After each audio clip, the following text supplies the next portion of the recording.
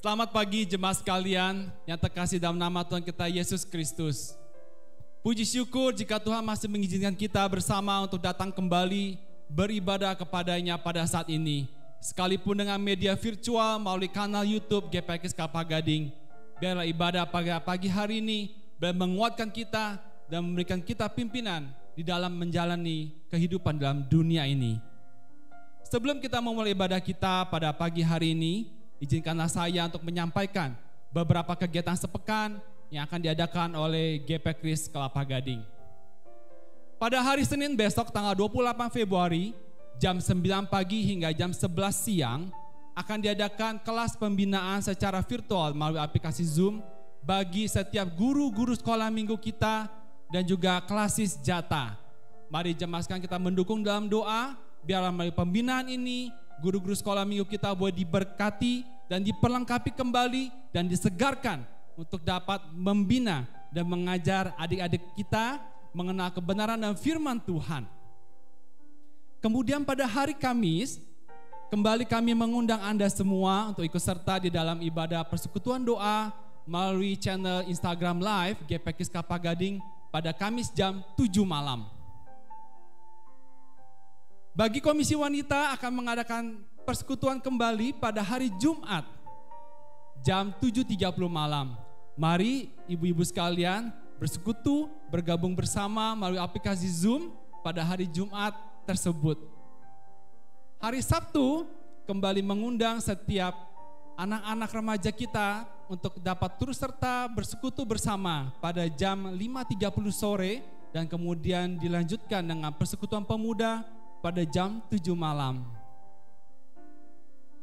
Kembali pada hari Minggu, ayo jam 9 pagi adik-adik kita bangun lebih pagi dan kembali mengikuti kelas sekolah minggu dan kemudian diikuti dengan ibadah virtual umum pada jam 10.30 siang.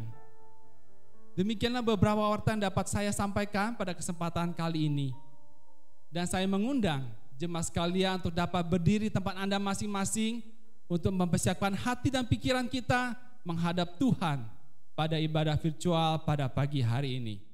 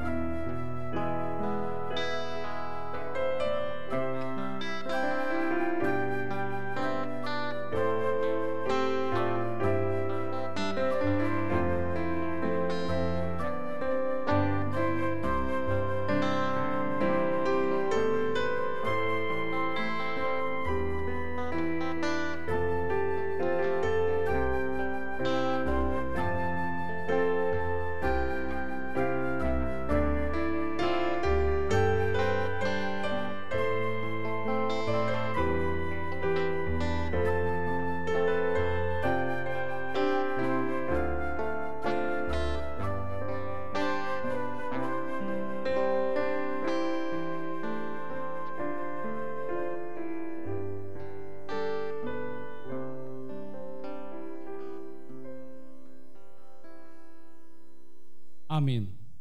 Pertolongan kita ialah dari Tuhan yang telah menjadikan langit dan bumi dan yang telah memilih kita sebelum dunia dijadikan, supaya kita kudus dan tak bercacat di hadapannya. Kiranya Allah Bapa yang Maha Kasih, Juru Selamat kita Yesus Kristus, dan penghiburan dari Roh Kudus memimpin ibadah kita dari awal sampai dengan akhirnya. Amin. Jemaat dipersilakan untuk kembali duduk. Saudara sekalian, firman Tuhan di dalam Yesaya 25 ayat 1 berkata demikian. Ya Tuhan, Engkaulah Allahku, aku mau meninggikan Engkau, mau menyanyikan syukur bagi nama-Mu, sebab dengan kesetiaan yang teguh, Engkau telah melaksanakan rancangan-Mu yang ajaib, yang telah ada sejak dahulu. Saudara sekalian, hanya Dialah Allah yang adalah Alfa dan Omega, yang terawal dan yang terakhir. Allah pencipta segala sesuatu, bahkan Allah yang maha setia, yang senantiasa menopang kehidupan dan alam semesta ini, yang mengatur segala musim di bumi ini. Sebab tanpa kesetiaan Tuhan, tidak akan mungkin kehidupan itu dapat terjadi. Marilah kita datang untuk sujud menyembah Allah yang maha setia itu, yang kita kenal di dalam nama Tuhan Yesus Kristus.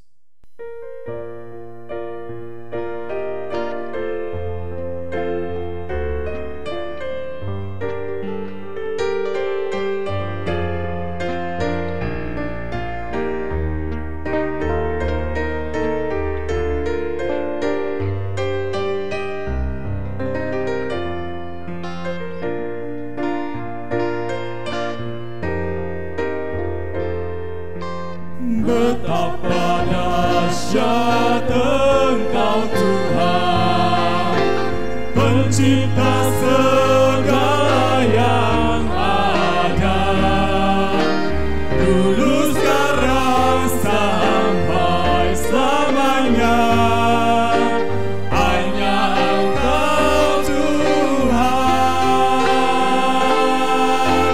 Kau terselami pikiranku, tak terukur panjang setiamu, dulu sekarang sampai selamanya. Hanya Engkau Tuhan, ku sembah Engkau Yesus. Hanya Engkau Allah di hidupku,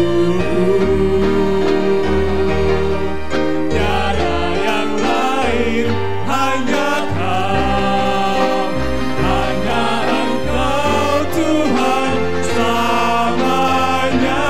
Kau tetap Allah walau dunia semua bergoncang, tak tergoyahkan, Kau tetap Allah.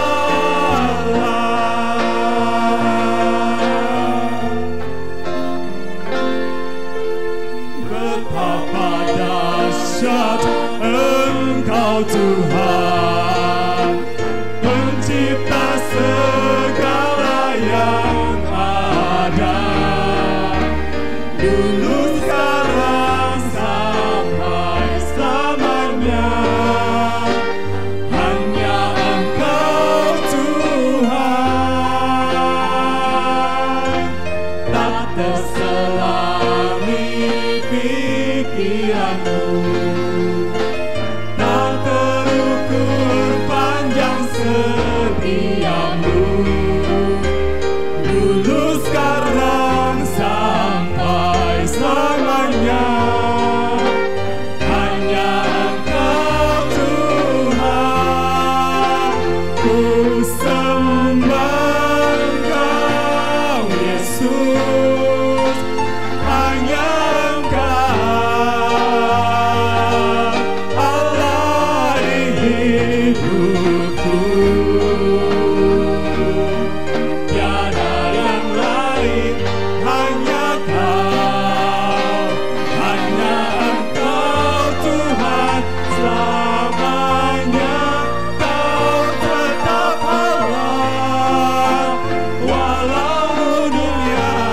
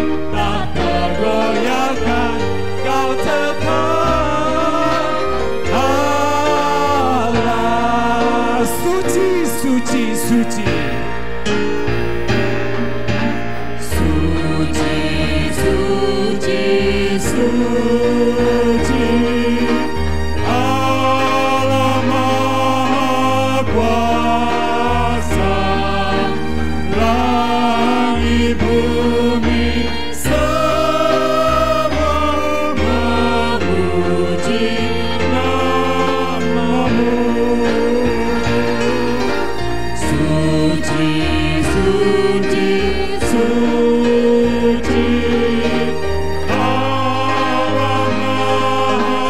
Maha Kasih, Allah Tritunggal, patut dipuji. Allah Tritunggal, patut dipuji.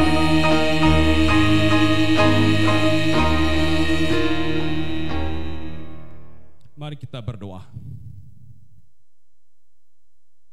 Ya Tuhan Yesus, terima kasih. Tiada kata, tiada ungkapan lagi yang dapat sanggup kami sampaikan di hadapan hadirat-Mu Tuhan pada saat hari ini Tuhan. Terima kasih untuk karya penebusan di dalam Kristus Yesus, sehingga kami boleh dilayakan dan diselamatkan dari murka Allah. Terima kasih Tuhan, karena kasih-Mu yang begitu besar, yang masih menganggap kami manusia yang berdosa ini Tuhan, yang masih menganggap kami sebagai biji mata-Mu. Terima kasih Tuhan, terima kasih. Pada saat itu Tuhan, kami mau datang ke hadapan-Mu Tuhan, merendahkan diri kami, merendahkan hati kami Tuhan.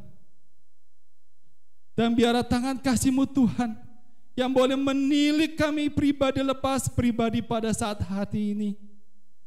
Biarlah tangan kasih-Mu yang juga boleh mencelikan hati kami yang masih gelap. Biarlah Tuhan, pada saat ini hati kami boleh sungguh-sungguh mencari Tuhan. Kiranya Engkau berkenan Tuhan menerima segala pujian kami, menerima segala persembahan syukur kami sebagai ungkapan yang terdalam dari kasih-Mu Tuhan kepada kami. Biar juga Tuhan kebenaran firman-Mu boleh menilik kami, dan boleh Tuhan sertai hamba-Mu, sehingga apa isi hati Tuhan yang boleh disampaikan oleh hamba-Mu pada saat ini. Terima kasih Tuhan Yesus, terima kasih. Kami serahkan ya Tuhan jalanan ibadah ini dari awal, pertengahan sampai pada akhirnya, di dalam nama Tuhan Yesus Kristus, penebus dan juru selamat kami. Amin. Saudara sekalian, firman Tuhan di dalam Roma 3 ayat 25 berkata demikian. Kristus Yesus telah ditentukan Allah menjadi jalan pendamaian karena iman dalam darah-Nya. Hal ini dibuatnya untuk menunjukkan keadilan-Nya, karena Ia telah membiarkan dosa-dosa yang telah terjadi dahulu pada masa kesabaran-Nya. Saudara sekalian, Allah yang maha setia itu jugalah, Dialah Allah yang sungguh maha sabar, telah datang ke dalam dunia dalam rupa inkarnasi Yesus Kristus. Allah yang telah mengosongkan dirinya dan taat sampai mati di atas Kalvari, mencucurkan tetesan darah bagi orang berdosa seperti aku dan engkau. Di atas salib Kalvari itulah terjadi pertemuan antara keadilan Tuhan yang menghukum dosa dan kasih Tuhan yang dinyatakan kepada manusia yang berdosa, sehingga relasi manusia dengan Allah Bapa boleh dipulihkan kembali. Pujilah namanya, pujilah namanya.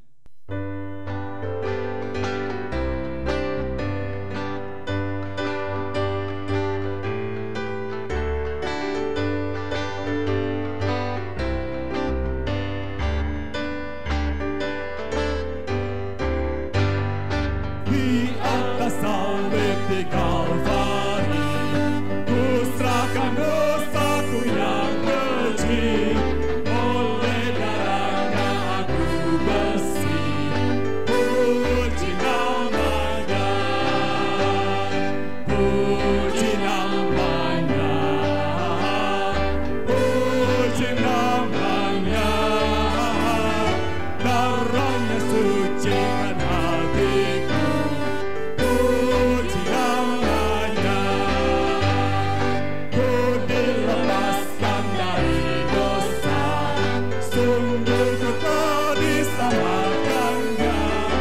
dunia sertaku selamanya. Puji namanya, puji namanya, puji namanya. Darahnya sucikan hatiku, puji namanya.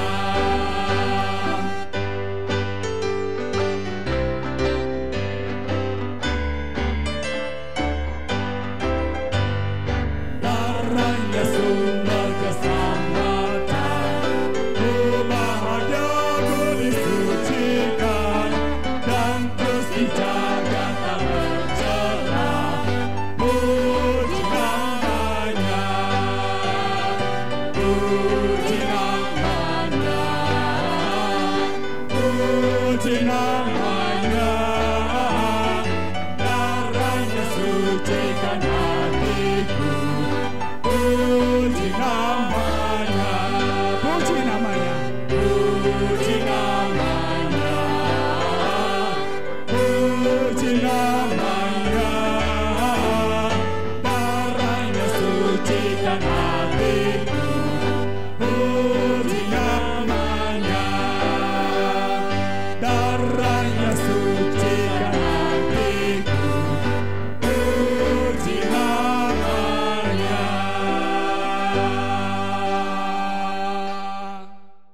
Saudara sekalian, Allah yang maha setia itulah yang telah menebus aku dan engkau, juga setia akan janji-janjinya bagi setiap umat ketebusannya. Yesus Kristus berkata demikian, domba-dombaku mendengarkan suaraku, dan aku mengenal mereka, dan mereka mengikut aku.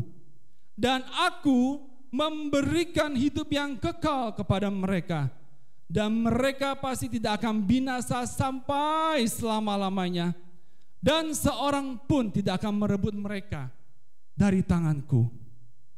Inilah janji pengharapan kekal iman kita semua kepada Yesus Kristus Sang Gembala Agung itu. Tidak ada sukacita yang terlebih besar selain kita dikenal oleh Tuhan kita. Sebab kita mau tunduk dan belajar untuk menjadi domba-domba Allah yang setia dan taat untuk melakukan kehendak Bapa. Aku dan engkau adalah milik Kristus untuk selama-lamanya.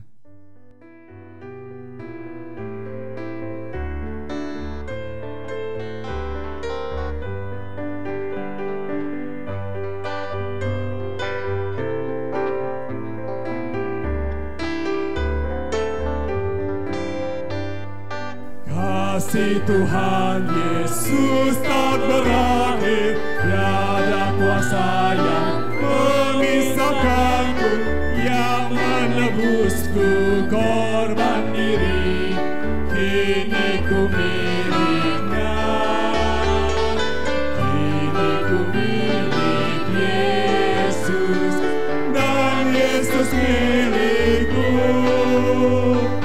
Bukan hanya saat ini, namun selamanya. Dulu aku sesat dalam dosa, Yesus datang bawa keselamatan. Tiada lagi takut dan malu, kini ku miliknya, kini ku milik Yesus, dan Yesus milikku.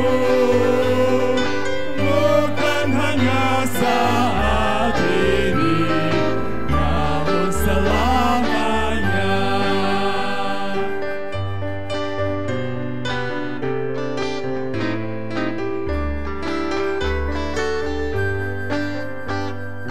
Hati senangku diselamatkannya, dahulu dunia, kini ku bebas. Ya tebusku dengan darahnya, kini ku miliknya, kini ku milik Yesus, dan Yesus milikku. Bukan hanya saat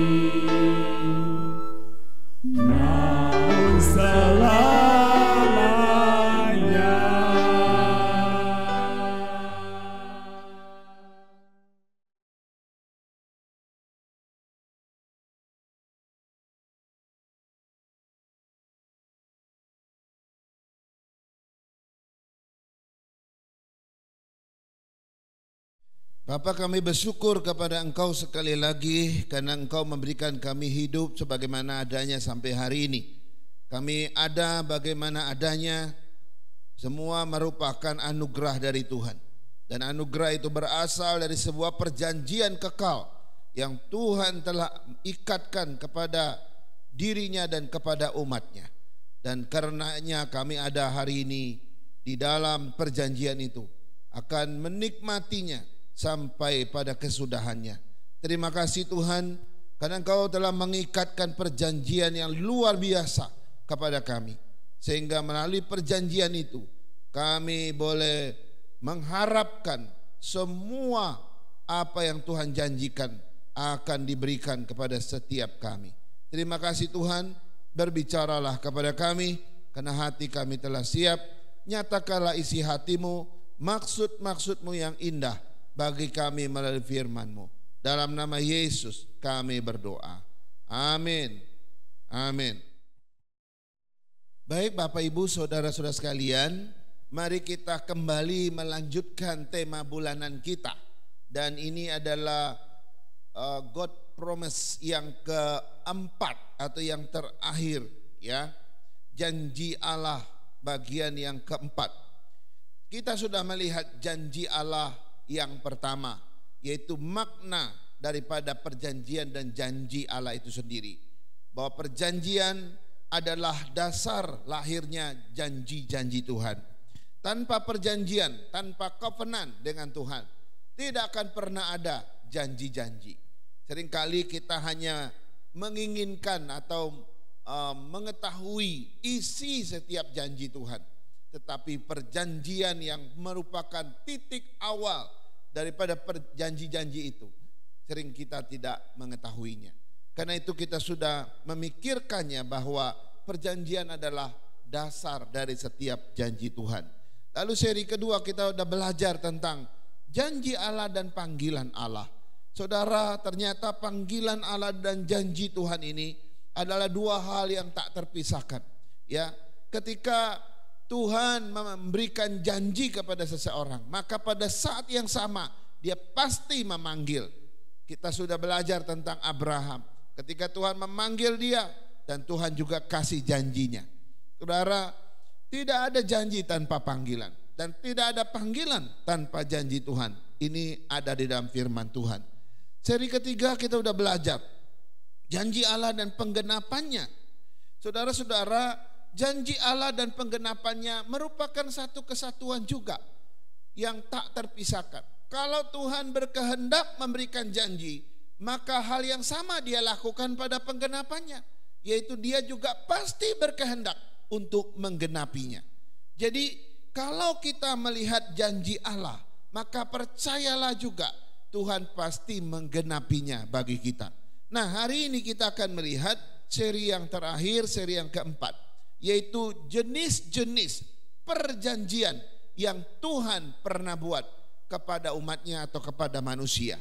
Nah, pertanyaannya adalah seperti apa atau apa saja perjanjian Allah kepada manusia itu. Kita melihat saya ada 3 perjanjian yang Allah lakukan kepada manusia sepanjang sejarah manusia dimulai dari Adam sampai hari ini. Yang pertama adalah perjanjian kerja.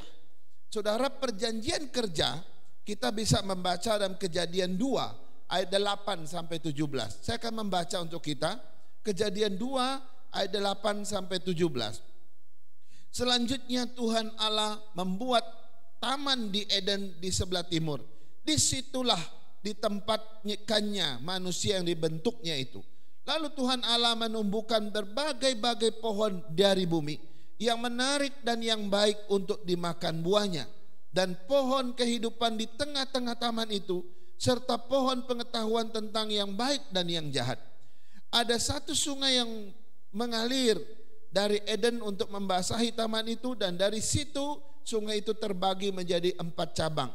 Yang pertama namanya Pison, yakni yang mengalir mengelilingi seluruh tanah Hawilah, tempat emas ada. Dan emas dari negeri itu baik. Di sana ada damar, bedolah, dan batu krisopras. Nama sungai yang kedua ialah Gihon, yakni yang mengalir mengelilingi seluruh tanah Kusi. Nama sungai yang ketiga ialah Tigris, yakni yang mengalir di sebelah timur Asyur. Dan sungai yang keempat ialah Efrat. Tuhan Allah mengambil manusia itu dan menempatkannya dalam Taman Eden untuk mengusahakan dan memelihara taman itu. Lalu Tuhan Allah memberi perintah ini kepada manusia, semua pohon dalam taman ini boleh kau makan buahnya dengan bebas, tetapi pohon pengetahuan tentang yang baik dan yang jahat itu janganlah kau makan buahnya, sebab pada hari engkau memakannya pastilah engkau mati. Nah, saudara-saudara, perjanjian kerja adalah perjanjian yang pertama kali Tuhan lakukan kepada Adam dan Hawa. Adam dan Hawa sebagai manusia pertama merupakan wakil dari semua manusia di muka bumi ini.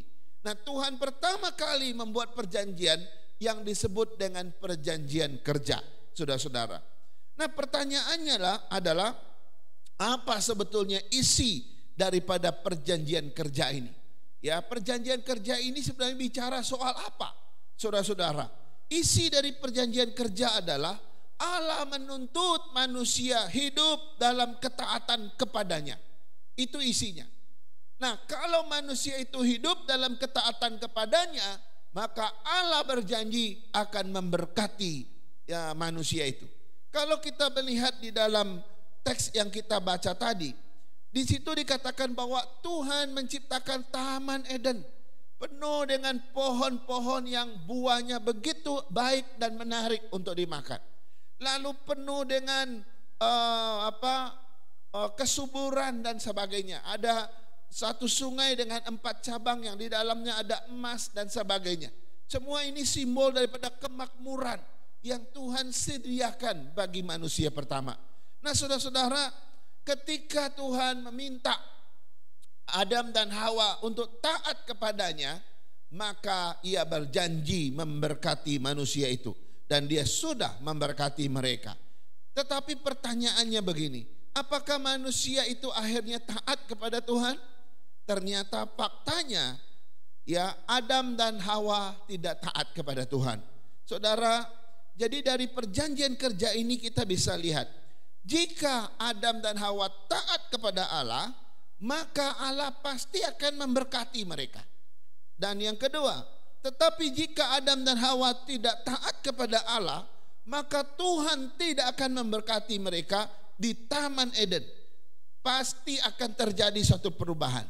Dan fakta yang terjadi, dan fakta ini mengejutkan kita, bahwa akhirnya manusia pertama itu, Adam dan Hawa, tidak taat kepada Tuhan, sehingga menghancurkan yang namanya perjanjian kerja ini, saudara.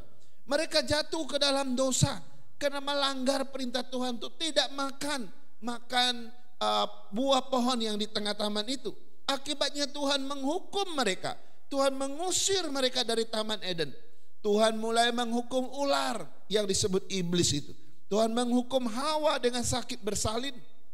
Tuhan menghukum Adam untuk bekerja dengan susah payah.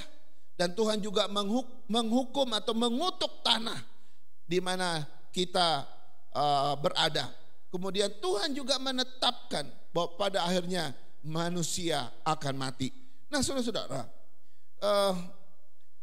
Adam yang dulunya hidup dalam kelimpahan berkat Tuhan, sekarang mesti bekerja keras dan mesti berpeluh ya untuk membanting tulang demi mendapat berkat Tuhan. Begitu susahnya. Berbeda sekali ketika mereka hidup sebelum jatuh dalam dosa. Nah, saudara-saudara, keadaannya sudah tidak sama dulu sebelum jatuh dalam dosa dan sesudah jatuh dalam dosa. Nah, apa yang menjadi perenungan bagi kita bagi perjanjian yang pertama ini? Saudara, akibat dari gagalnya Adam dalam memelihara perjanjian kerja dengan Tuhan, ya, dampaknya sampai kepada seluruh keturunan Adam sampai hari ini. Hari ini, saudara-saudara, semua manusia mesti bekerja keras, mesti berpeluh, berkeringat, membanting tulang demi mendapat kehidupannya, demi memperjuangkan berkat-berkat Tuhan yang Tuhan siapkan secara umum bagi semua umat manusia. Saudara, ini adalah perjanjian kerja. Dan perjanjian kerja ini sebenarnya masih berlaku sampai hari ini. Ya, bahwa ayo mari kita tetap taat sama Tuhan. Mari kita tetap setia sama Tuhan. Dalam kesetiaan dan ketaatan itu, walaupun dengan penuh dengan perjuangan yang begitu berat, tetapi dalam ketaatan dan kesetiaan itu, Tuhan tidak tinggalkan kita. Tuhan pasti mencukupkan kehidupan kita. Itu perjanjian kerjanya. Nah, sekarang kita lihat perjanjian yang kedua. Perjanjian yang kedua disebut perjanjian penebusan. Saudara, perjanjian penebusan ini kita baca dalam Kejadian 3 ayat 15. Satu ayat yang sangat terkenal dan pernah kita renungkan. Ya. Kejadian 3 ayat 15 berkata, "Aku akan mengadakan permusuhan antara engkau dan perempuan ini, antara keturunanmu dan keturunannya. Keturunannya akan meremukkan kepalamu dan engkau akan meremukkan tumitnya." Saudara, ayat ini secara implisit menyatakan sebuah rencana penebusan Tuhan. Nah, ini yang menarik. Bahwa secara implisit di dalam ayat ini, Kejadian 3:15, sangat terlihat bagaimana Tuhan punya rencana untuk menebus umat manusia. Nah, saudara-saudara, kata yang mengatakan aku akan, oke? Aku akan. Ini menunjukkan Allah punya rencana. Ini menunjukkan bahwa Allah punya rancangan. Sehingga dia berkata aku akan. Artinya Allah punya rencana, Allah punya rancangan. Rancangan Allah adalah Dia ingin menebus umat manusia. Dia ingin menyelamatkan umat manusia dari hukuman dosa itu. Nah, saudara-saudara, kalau kita membaca Kejadian 3:15, seolah-olah Tuhan baru punya rencana penebusan ketika manusia jatuh dalam dosa. Sebenarnya tidak demikian. Para teolog sepakat dan kita kalau belajar jauh sebelumnya, maka kita akan menemukan satu prinsip dari kata-kata yang Allah pernah ucapkan. Bahwa sebenarnya perjanjian untuk penebusan itu telah Tuhan putuskan jauh sebelum kekekalan, saudara-saudara, atau di masa kekekalan. Ya, jadi jauh sebelum dunia ini diciptakan, Tuhan sudah punya keputusan untuk menebus manusia. Ya, jauh sebelum manusia ada, Tuhan sudah memutuskan, membuat perjanjian penebusan kepada kita. Nah, saudara-saudara, pertanyaannya adalah begini. Kalau perjanjian penebusan ini telah dibuat jauh sebelum dunia dijadikan, jauh sebelum manusia diciptakan, lalu kepada siapa Allah berjanji? Orang manusia belum ada, dunia juga belum ada. Kepada siapakah Tuhan membuat perjanjian penebusan? Bahwa kelak manusia akan ditebus. Dan ini terjadi di dalam masa kekekalan Tuhan. Kepada siapa? Saudara-saudara, perjanjian penebusan ini sebenarnya terjadi dan ditetapkan antara Allah Tritunggal. Allah Bapa telah menetapkan kepada Allah Anak dan Allah Roh Kudus di dalam kekekalan bahwa mereka akan menebus umat manusia. Bahwa Allah menetapkan Allah Anak untuk menebus umat manusia, untuk menebus manusia dari dosa. Oleh karena perjanjian penebusan itu, maka Allah Anak harus melaksanakan kehendak Bapa.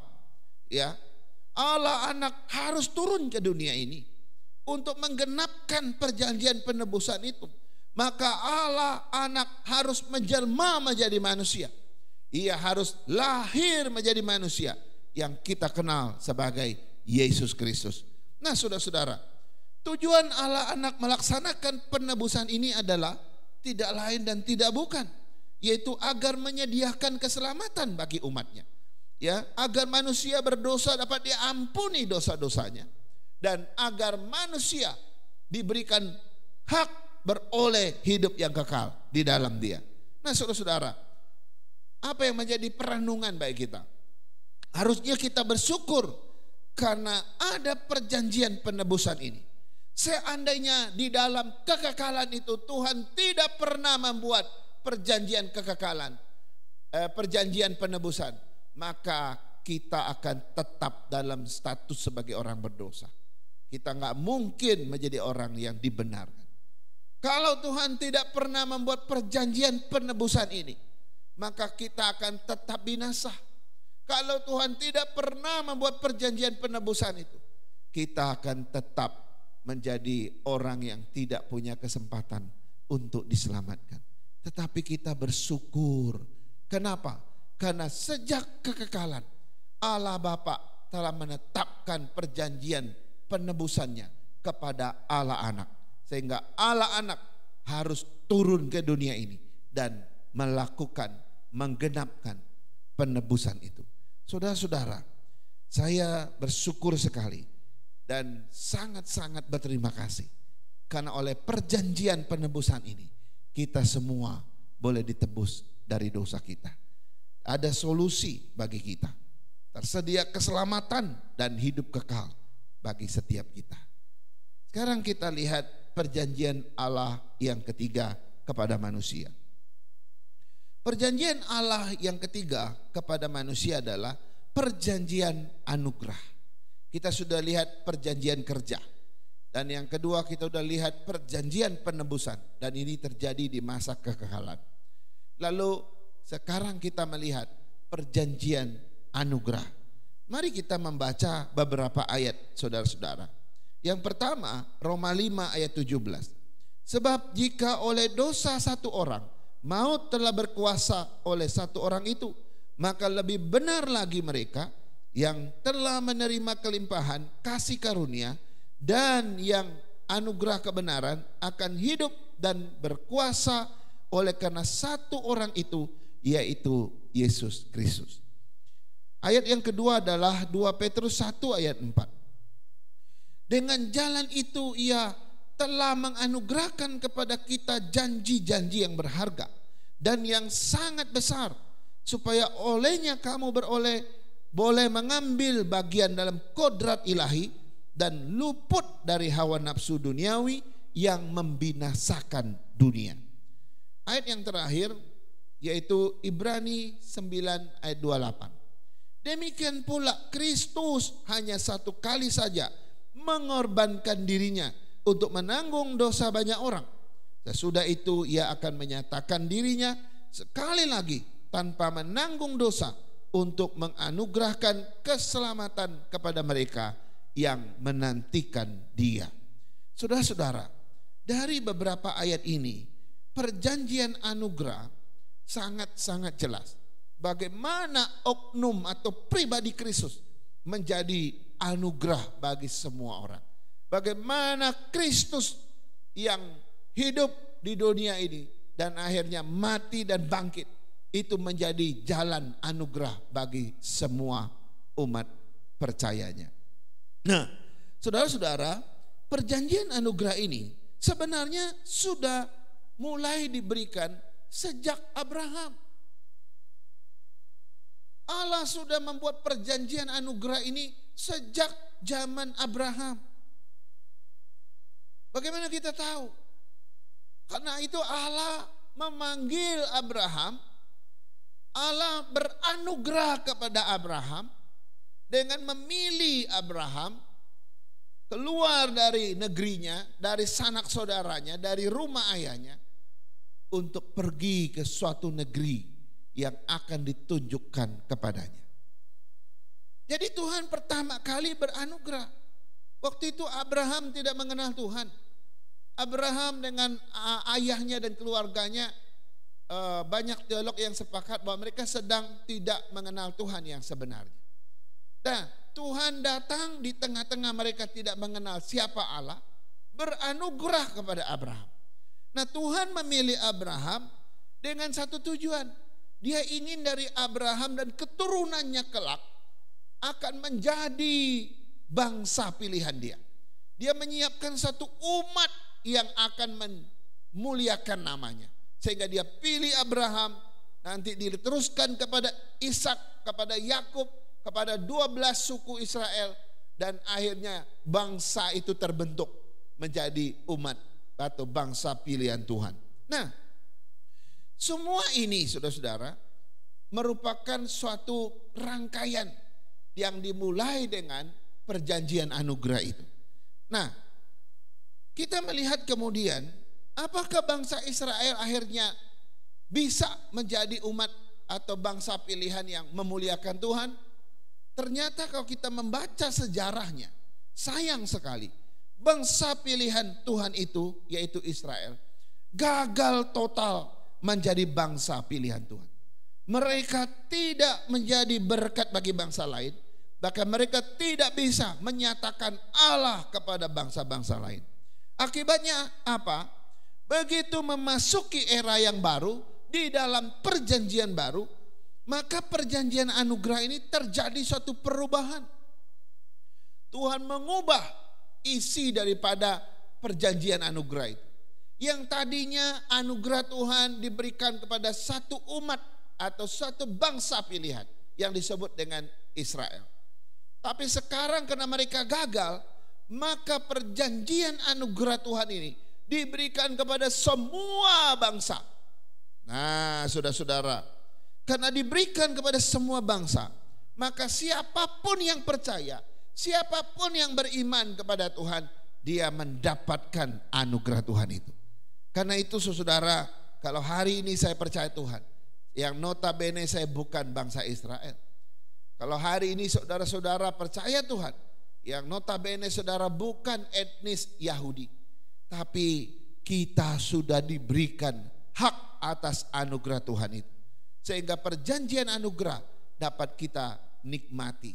Sehingga kita ketika percaya Tuhan, beriman pada Tuhan, pada waktu itu kita adalah Israel rohani. Kita adalah keturunan-keturunan Abraham secara rohani, yang beriman pada Tuhan, yang percaya kepada Tuhan. Nah, ketika engkau percaya pada Tuhan dan ketika engkau beriman pada Tuhan, maka perjanjian anugerah itu menjadi milik setiap orang percaya itu. Saudara, dari beberapa ayat yang kita lihat di atas tadi, saudara ya,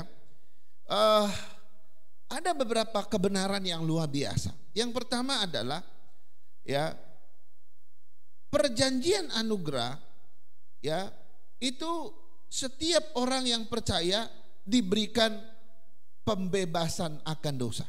Ya, dari mana kita baca tadi? Itu di ayat yang pertama ya. Dikatakan di dalam Roma 5 ayat 17, oleh satu orang dosa itu telah menjalar, yaitu oleh Adam yang jatuh dalam dosa, kita jadi rusak semua. Tetapi oleh satu orang juga kita akhirnya dibenarkan. Jadi ada dua orang ini. Oleh satu orang kita dirusakkan karena kejatuhan dalam dosa. Tapi oleh satu orang kita dibenarkan kembali. Nah, oleh satu orang yang pertama itu adalah Adam yang jatuh dalam dosa. Oleh dosa Adam kita dirusakkan. Tapi oleh satu orang yang kedua kita dibenarkan. Siapa dia? Kristus. Dia yang beranugerah kepada kita. Oleh karena perjanjian anugerah itu, kita akhirnya mendapatkan pembebasan di dalam Kristus, saudara-saudara. Kita mendapat pembebasan di dalam Dia. Yang kedua, karena perjanjian anugerah, setiap orang yang percaya diberikan janji-janji untuk mengambil bagian dalam kodrat ilahi. Tadi kita sudah baca. Ketika kita menjadi orang yang percaya, orang yang beriman pada Tuhan, maka perjanjian anugerah ini menjadi milik setiap orang beriman itu.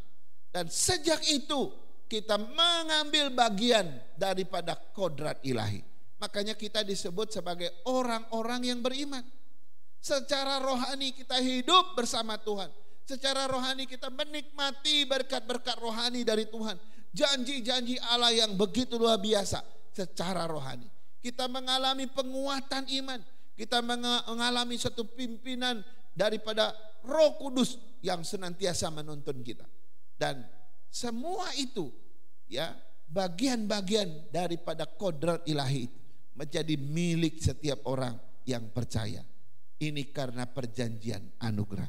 Yang terakhir kita lihat, karena perjanjian anugerah, setiap orang yang percaya diberikan keselamatan yang cuma-cuma, diberikan hidup yang kekal cuma-cuma. Saudara-saudara, tadi kita sudah baca bahwa ketika kita percaya, siapapun yang mengaku Yesus dengan mulutnya dan percaya dalam hatinya bahwa Kristus Yesus adalah Tuhan dan dia telah dibangkitkan oleh Tuhan, maka engkau akan diselamatkan. Saudara, luar biasa. Kalau tidak ada perjanjian anugerah ini, kita tidak akan pernah mendapatkan anugerah keselamatan. Kita tidak akan pernah mendapatkan anugerah pengampunan atas dosa kita. Kita tidak akan pernah mendapatkan yang namanya anugerah akan hidup yang kekal. Kita bersyukur sekali lagi karena Tuhan telah menetapkan perjanjian anugerahnya, sehingga perjanjian anugerah ini memberikan kita keselamatan, harapan yang kekal bersama Tuhan. Saudara-saudara, kalau tidak ada perjanjian anugerah ini, status kita akan tetap status yang lama. Pembebasan kita atas dosa-dosa tidak ada pernah terjadi. Tidak akan pernah terjadi. Janji-janji Allah tidak akan pernah kita nikmati. Dan keselamatan atau hidup kekal tidak akan pernah kita dapatkan dengan cuma-cuma. Semua karena perjanjian anugerah. Segalanya diberikan bagi kita. Karena itu hari ini disebut zaman anugerah. Kenapa hari ini disebut zaman anugerah?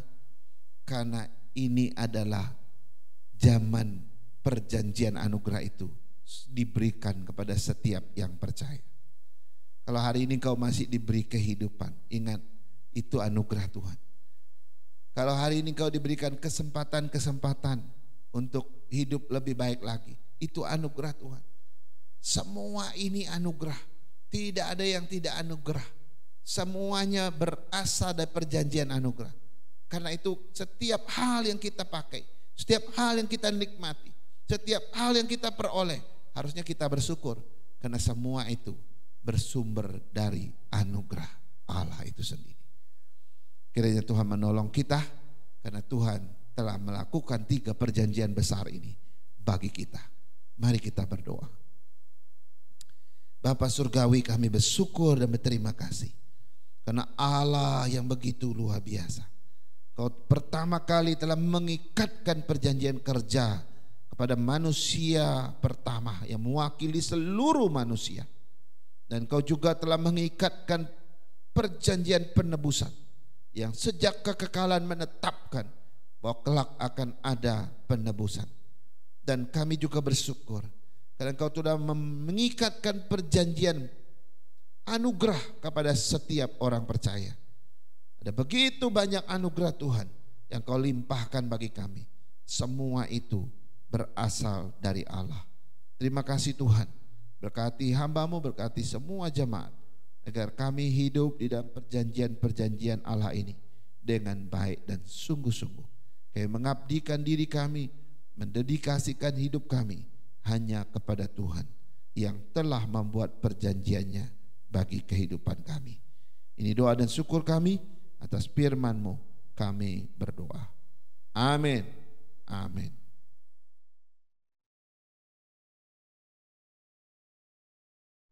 Saudara sekalian, Rasul Paulus kembali mengingatkan kita semua dalam Filipi 1 ayat 29. Dia bilang begini, sebab kepada kamu dikaruniakan bukan saja untuk percaya kepada Kristus, melainkan juga untuk menderita untuk Dia. Saudara sekalian, beriman kepada Kristus bukan berarti tidak ada masalah apapun selama kita masih hidup di dalam dunia ini. Janji-janji Allah bagi kita akan tergenapi satu persatu di dalam segala penderitaan dan kesesakan yang Tuhan izinkan terjadi dalam hidup kita, pribadi lepas pribadi. Anugerah Allah selalu cukup untuk memberikan kita kekuatan dan kemenangan iman dalam setiap ujian kehidupan. Sampai waktu yang nanti kita berjumpa dengan Sang Gembala Agung Tuhan Yesus Kristus.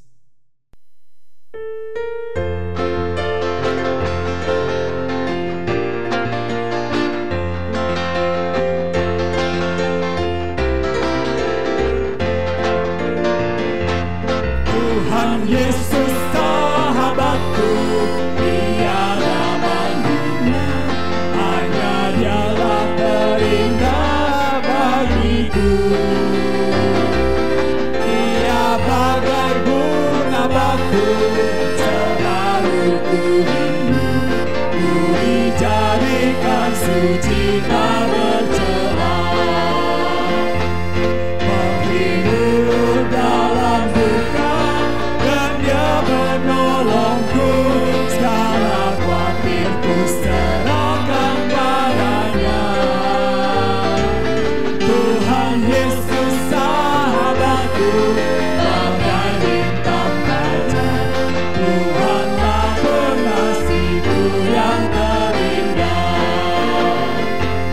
Tuhan Yesus yang menanggung segala lukaku, dalam pencobaan yang memakanku.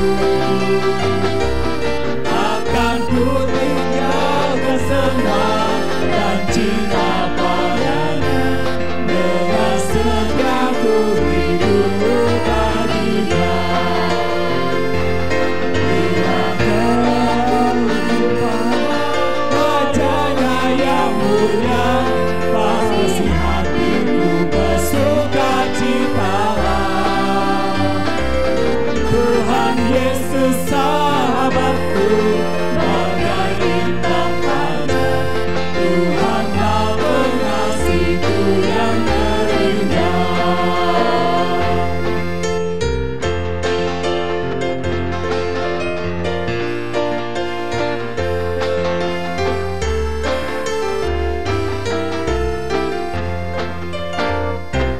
Tuhan tak meninggalkanku, setia padanya, ku pun setia pada perintahnya. Meski api membakarku, Dia benteng tubuhku, Dia memelihara menguatkanku. Dia berlaku atau ku digoda, ku bersandar Yesus, Dia teguhanku.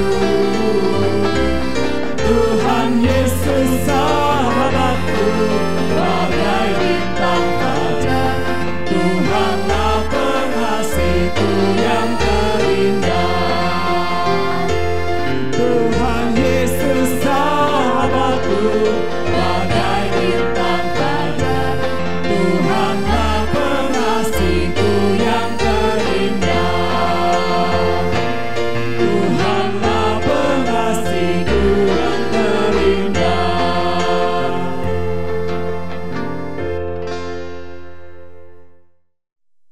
Saudara sekalian, saya undang untuk dapat bangkit berdiri di tempat Anda masing-masing.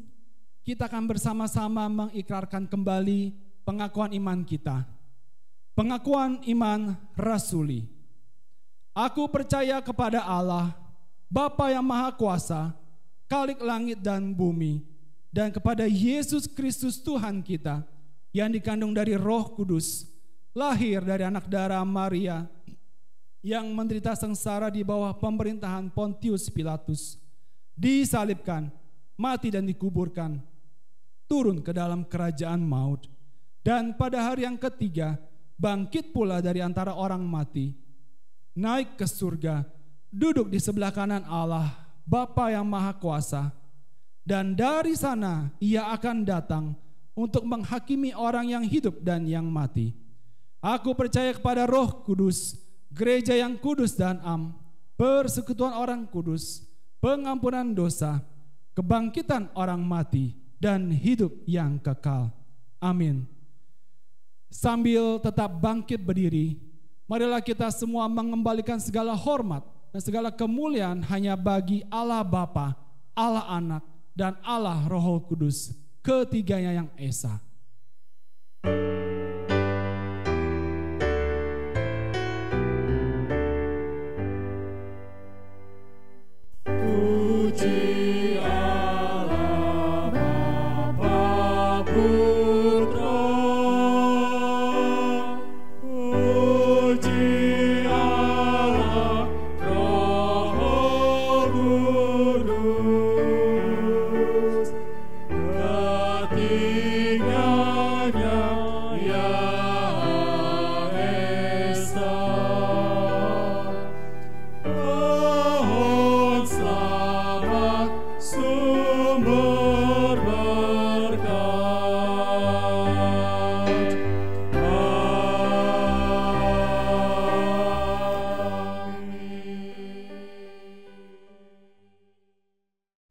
Jemaat Tuhan yang Tuhan Yesus kasihi, marilah kita kembali ke tempat kita masing-masing. Kita pulang, kita menghadapi kehidupan ini dengan mengingat akan setiap perjanjian-perjanjian Tuhan dengan kita. Bahwa kita adalah umat-Nya yang diikatkan dengan perjanjian dengan Allah dan menikmati buah dari setiap perjanjian itu. Dan terimalah berkat Allah.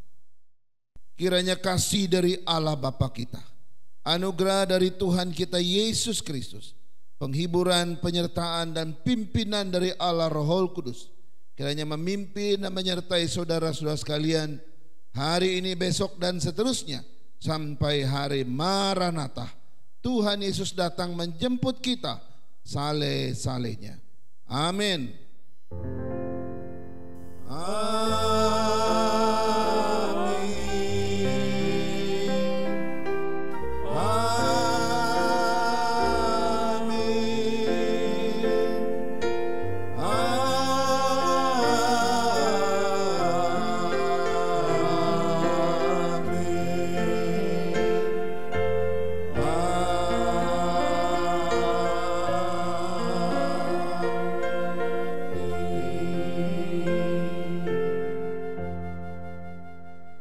Amin. Ibadah kita selesai, silakan duduk dan saat teduh sampai ketemu minggu yang akan datang.